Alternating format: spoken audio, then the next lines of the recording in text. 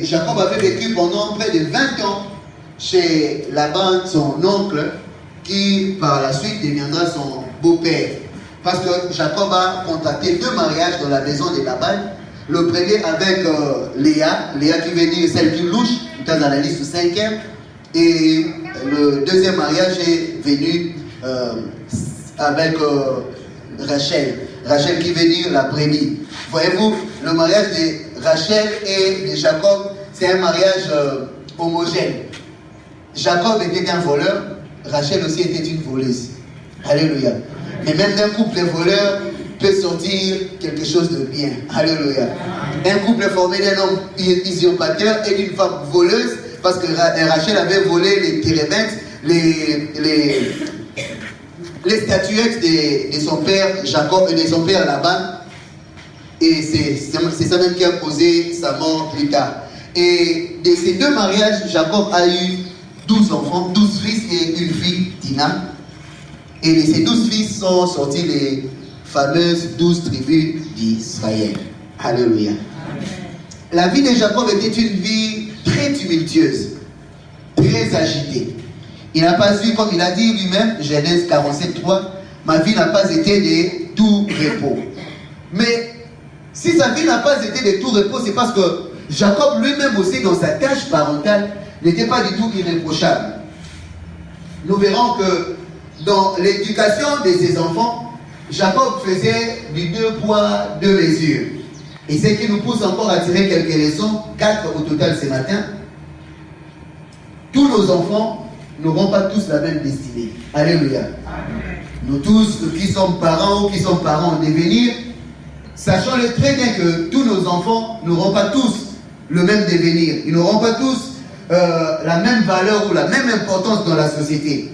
C'est plutôt à nous de leur montrer ce qu'il faut faire et comment ils doivent se comporter. Vous voyez, dans la vie de Jacob, il a eu un fils qui était faiseur de rêves.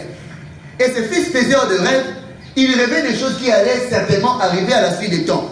Mais parce que Jacob n'était pas un bon manager, Jacob n'était pas un bon gestionnaire de sa propre famille, il a fait que ses enfants soient séparés en bandes. Il y avait les enfants de Rachel, il y avait les enfants de Léa, il y avait les enfants de Zilpa, il y avait beaucoup d'enfants. Et chaque enfant s'est rangé du côté de sa mère. Pourquoi? Parce que leur père n'a pas su leur montrer dès le bas âge que dans l'avenir, ils n'auraient peut-être pas tous la même valeur dans la société, la même importance ou le même rang. La deuxième leçon que nous pouvons tirer ce matin, c'est que manquer l'éducation de ses enfants, c'est construire son enfer avant même sa mort. Vous voyez, aujourd'hui dans la société, même nous le voyons, qu'il y a des gens, qu'il y a des parents qui n'ont pas bien éduqué leurs enfants et aujourd'hui, leurs enfants sont devenus leur terreur, la source de leur vrai malheur. Alléluia. La troisième leçon, c'est que, étant parents, nous devons tous cultiver une vertu qu'on appelle l'équité. Alléluia. L'équité. L'équité, c'est en fait cette capacité ou cette vertu qui nous pousse à donner à chacun ce qu'il lui faut. Voyez-vous, à la maison, tous nos enfants n'ont pas la même faim. Il arrive qu'un enfant mange plus que les autres. Mais plus souvent, les parents tombent dans cette erreur. Ils se disent, ah, vous tous, vous êtes mes enfants. Vous allez manger la même quantité de repas. Une même quantité de repas qui peut me faire rassasier, je vous dis déjà, ne pourra pas faire rassasier mes 2 petits frères. Alléluia. Déjà, maintenant qu'on est parents, on doit l'équiter, c'est-à-dire, si lui, il s'est rassasié d'un seul bol de riz, donnez-lui un seul bol de riz. Ne dites pas, vous tous, vous êtes des enfants, vous allez prendre la même quantité. Donnez à chacun la quantité qu'il lui faut. Donnez à chacun ce qu'il lui faut. C'est ça même l'équité. Et on le remarque chez Dieu. Voilà pourquoi moi personnellement je suis contre cette théologie qui est prêchée à l'église. Les paniers circulent encore. Puisque Dieu a donné à quelqu'un, il va aussi te les donner. Dieu n'est pas obligé de nous donner à nous tous les mêmes choses. Alléluia. Il n'est pas obligé. Si Dieu lui a donné le mariage, c'est parce que c'est le mariage qu'il lui faut. Pour vous, c'est peut-être l'argent. Pour l'autre, c'est peut-être une maison. Pour l'autre, c'est peut-être un véhicule. Pour l'autre, c'est peut-être un travail. Pour moi, c'est peut-être une guérison. Donc, je n'irai pas presser Dieu pour lui dire, Seigneur, tu lui as donné le mariage. Moi aussi, tu dois me donner le mariage. Dieu n'est pas obligé de me donner le mariage parce qu'il vous a donné le mariage. Alléluia. Amen. Je me rappelle d'un frère qui est pasteur aussi dans notre communauté. Lorsqu'un autre de nos frères, un de nos amis s'est marié en 2011, je crois, on est parti à la fête un samedi soir. Le dimanche soir, il revient chez moi.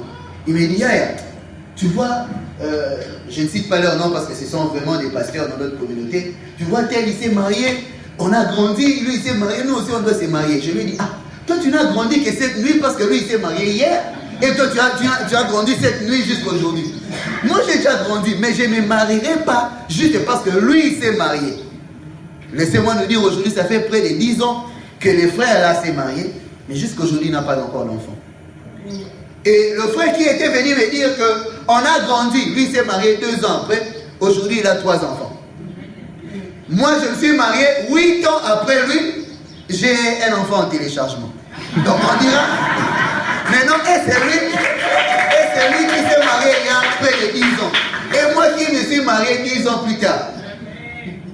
Qui est en retard, qui est en avance? Personne. Chacun s'est marié selon le temps de Dieu. Donc l'équité veut dire que Dieu vous donnera ce qu'il vous faut en son temps. Alléluia. Donc voilà pourquoi nous venons à l'église. À l'église, nous faisons beaucoup trop de frustrés, de fidèles frustrés parce qu'on leur promet des choses qui ne sont pas dans l'agenda de Dieu.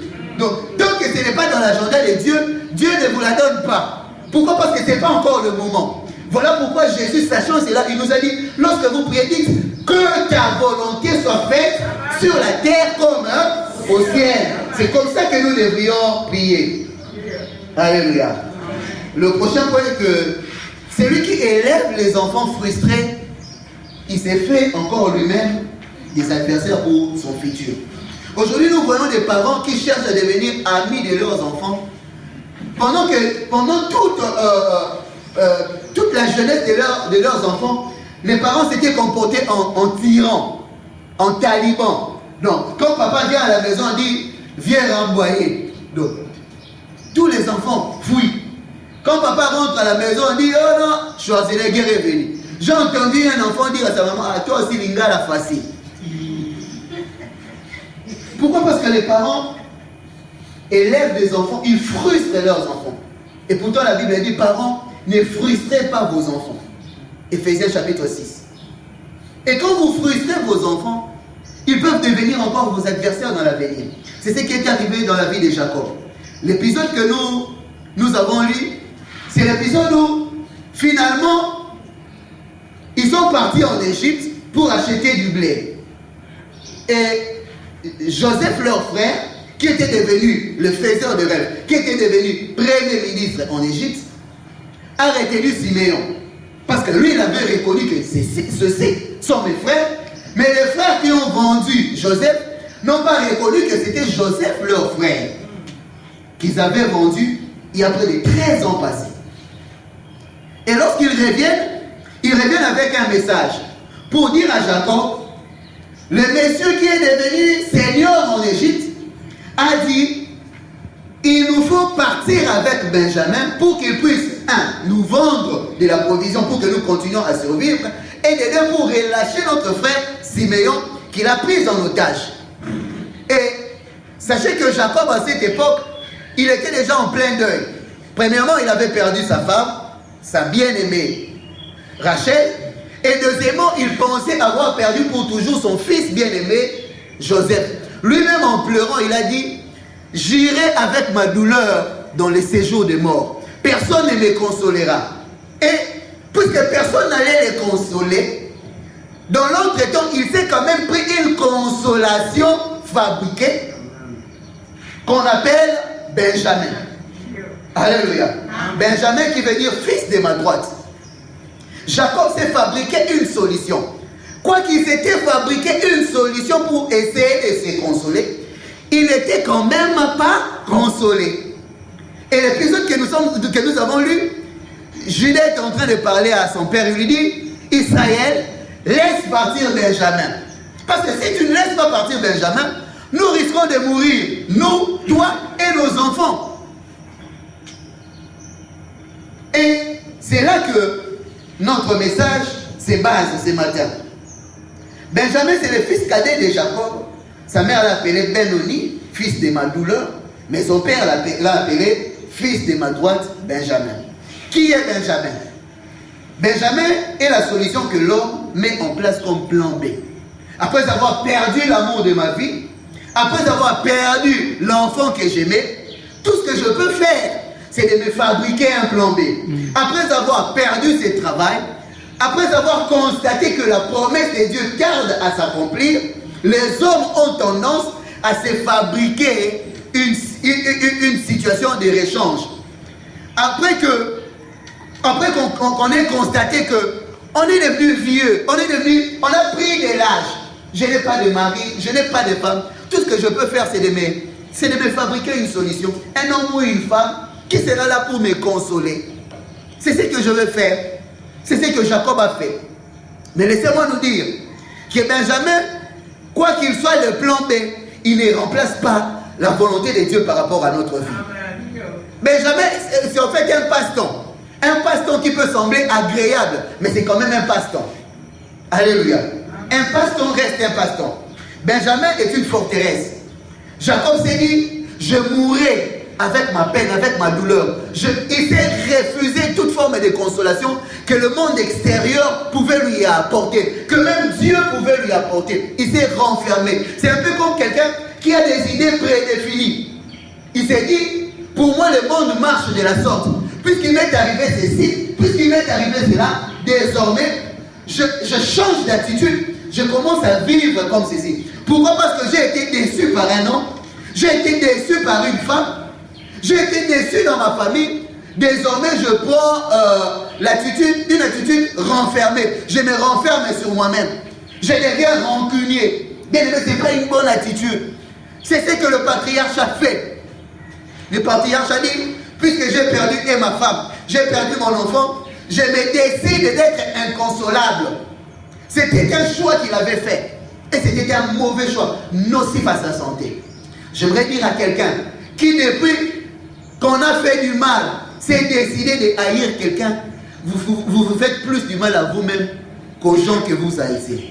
Alléluia. Amen. Si vous vivez avec une forme de rancœur, une forme d'amertume, vous vous faites du mal.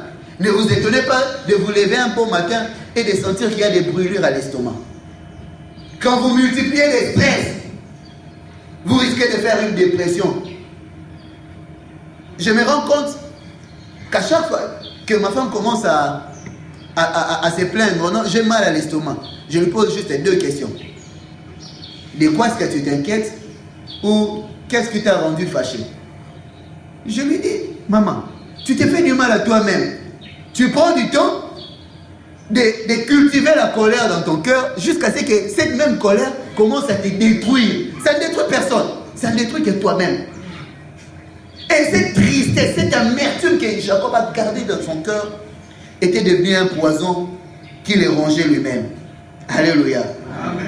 Et c'est ça, Benjamin, notre façon de vivre, notre façon de voir le monde, notre façon de se comporter. Benjamin est notre propre limite que nous nous mettons.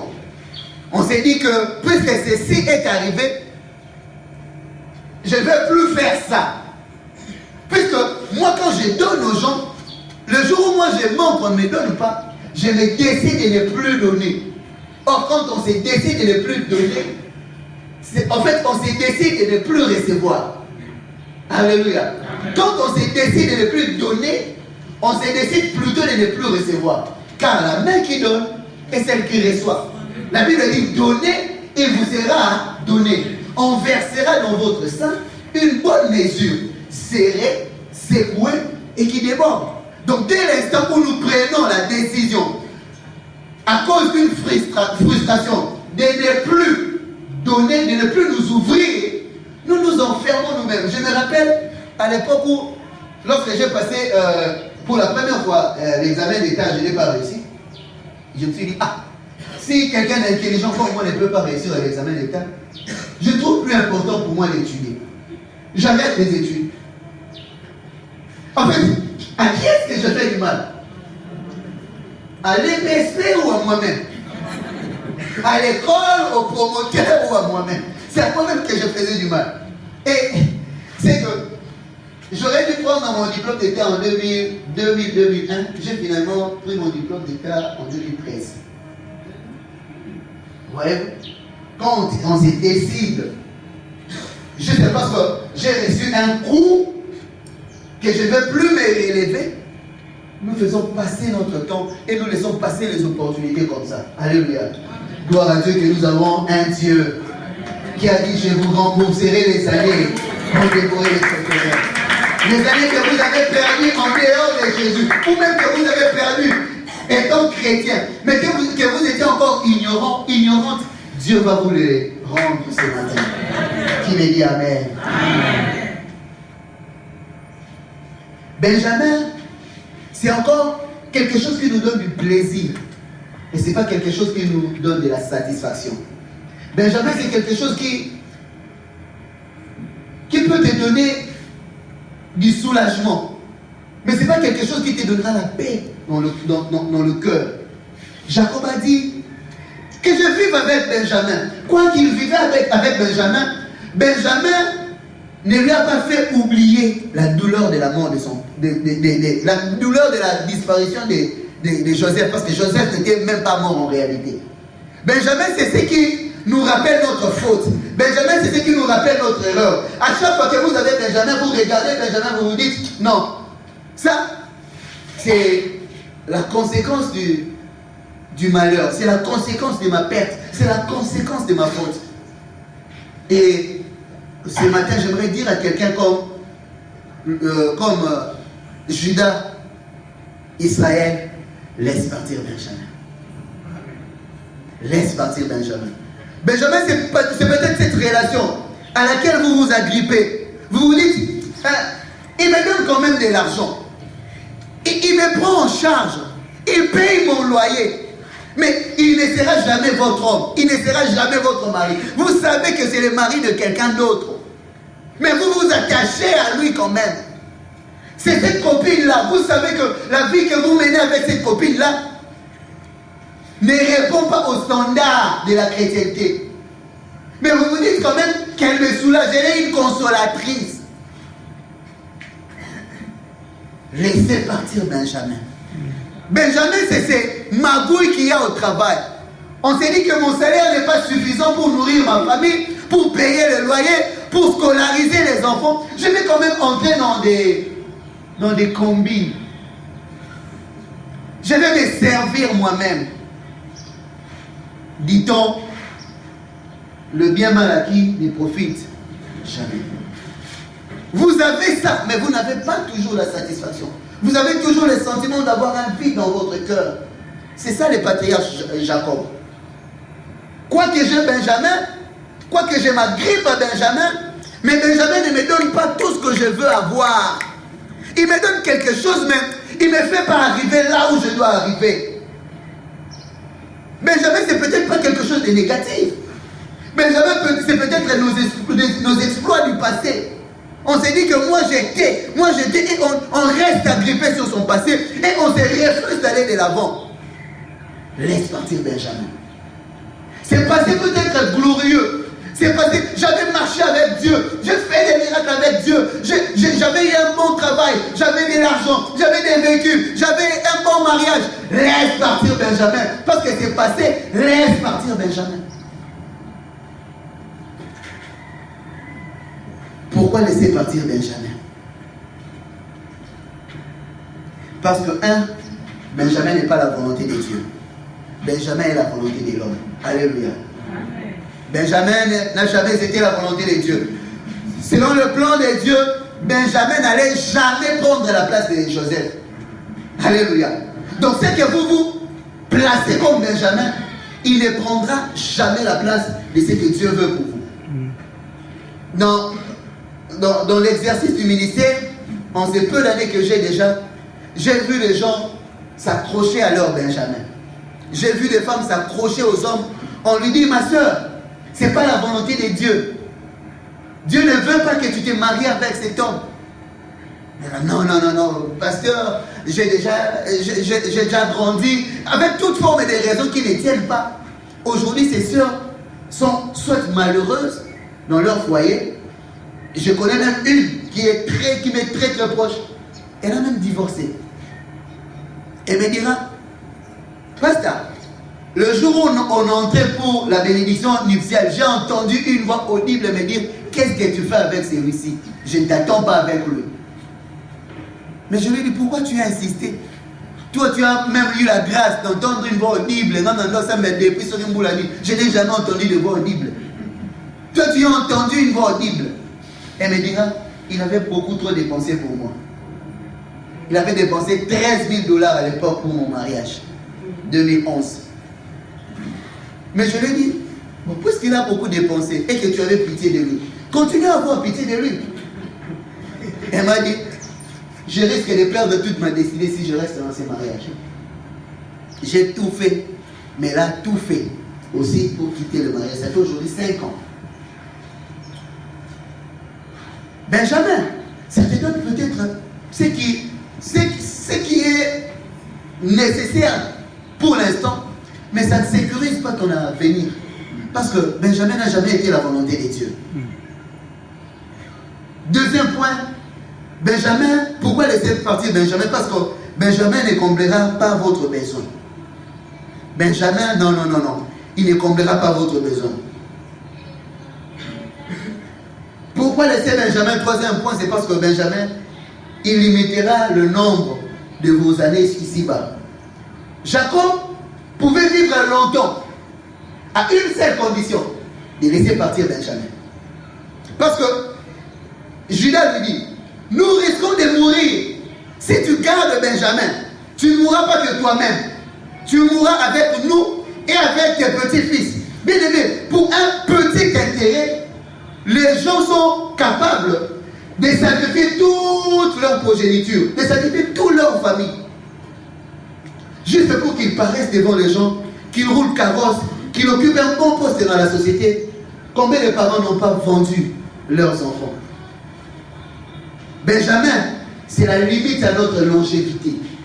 C'est ce que vous faites là, c'est ce que vous consommez qui limite votre longévité. C'est l'alcool que vous prenez. Ce sont les nourritures, des junk food qu'on appelle en anglais, des nourritures qui ne sont pas bonnes pour la santé. C'est ce que vous mangez. Vous mangez trop de cholestérol, vous mangez trop de sucre, trop de sel. Pourquoi? Parce que moi j'aime du sucre. Moi j'aime du sel. Ça limite votre longévité. Laissez partir Benjamin. Alléluia. N'attendez pas que vous puissiez souffrir. N'attendez pas que vous puissiez avoir l'hypertension, l'hypotension, le taux de sucre. N'attendez pas tout ça. Ça peut limiter votre vie. Laissez partir Benjamin. Benjamin, c'est peut-être votre assiette préférée. Vous savez, nous qui venons d'un certain coin du pays, nous aimons trop du sel. Surtout qu'on aime les makaya boudon. On aime trop du sel. Mais ça m'a pris des années et de la discipline pour mettre du sel à côté de mon repas. Alléluia. Nous, quand on grandissait, c'était on prépare quoi? Tu prends ta nourriture, c'est déjà bien salé, mais tu prends encore du sel. Tu saupoudres. Hein? Donc, quand en saupoudrant du sel là, j'ai diminué le nombre de jours de mon existence. Alléluia. Amen. En mettant trop de sucre. Même si on a préparé du pour nous. Le sucre là pour nous. Ah, même si on sait là qui me colle, on a dit nous. Trop de sucre, c'est mauvais pour la santé. C'est mauvais pour la santé. Alléluia. Laisse partir Benjamin. Benjamin, pourquoi le laisser partir? Parce qu'il nous empêche d'avoir le maximum de ce que Dieu nous a donné, de ce que Dieu a prévu pour nous. Tant qu'on a Benjamin, on manque le maximum. Laissons partir Benjamin. Benjamin nous freine la projection vers un avenir meilleur. Jacob se disait, je vais seulement mourir comme ça. Non. Tu ne vas pas mourir comme ça si tu laisses partir Benjamin.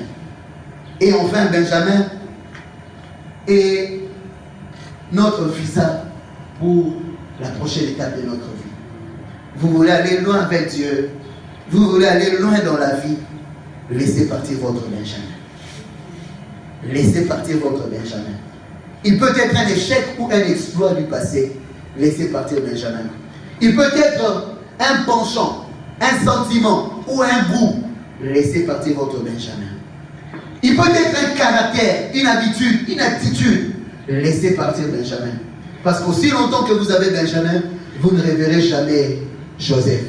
Le jour où Jacob a pris la décision de laisser partir Benjamin, c'est qu'il ne savait pas, il s'est donné une clé qui lui a ouvert la porte de revoir son fils Joseph. Je suis en train de voir quelqu'un ce matin laisser partir Benjamin. Je suis en train de voir quelqu'un ce matin laisser partir sa colère. Je suis en train de voir quelqu'un ce matin laisser partir son mauvais langage. Je suis en train de voir quelqu'un ce matin laisser partir la peu près qu'il y a dans son langage, pour ne pas parler du mensonge. Hein? La peu près qu'il y a dans son langage. Il les laisse partir pour voir les grandes choses, les meilleures choses que Dieu ne prépare pour son avenir. Que Dieu bénisse sa parole.